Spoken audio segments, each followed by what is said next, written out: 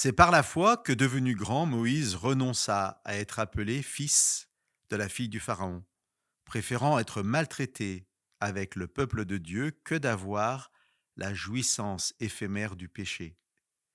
Il tenait en effet l'humiliation du Christ pour une richesse plus grande que les trésors de l'Égypte, car il regardait plus loin vers la récompense.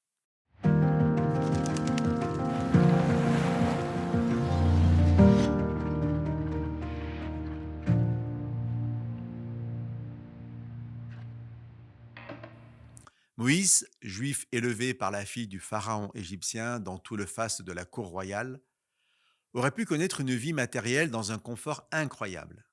Mais la Bible nous raconte l'histoire d'un homme, Moïse donc, qui va choisir à 40 ans de vivre les 80 années suivantes dans la pauvreté du désert pour accompagner son peuple. Celui qui a visité un musée, vu des photos ou un reportage sur les découvertes de sarcophages égyptiens, se rappelle la richesse en or et pierres précieuses de ces sarcophages.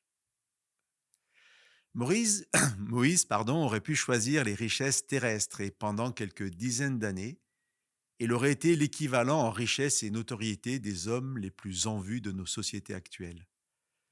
S'il avait fait ce choix, il ne serait aujourd'hui qu'une momie entourée de bandelettes que nous visiterions peut-être dans un musée d'une capitale quelconque.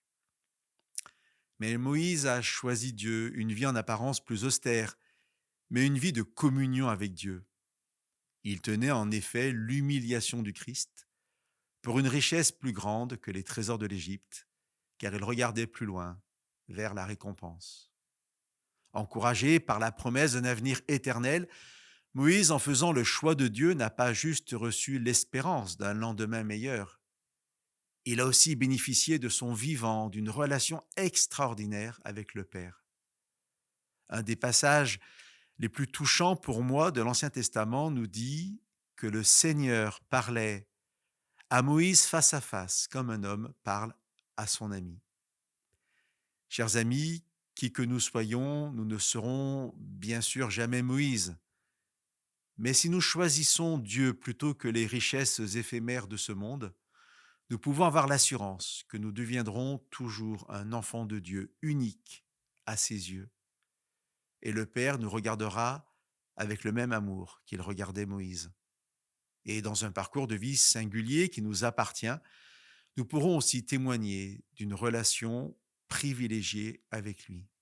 Chers amis, notre destinée est la présence glorieuse du Père et du Fils. Toute autre promesse faite par tout autre que Dieu risque de nous destiner au mieux qu'à finir momifiés dans un cercueil. Aujourd'hui, choisissons Dieu et que Dieu vous bénisse.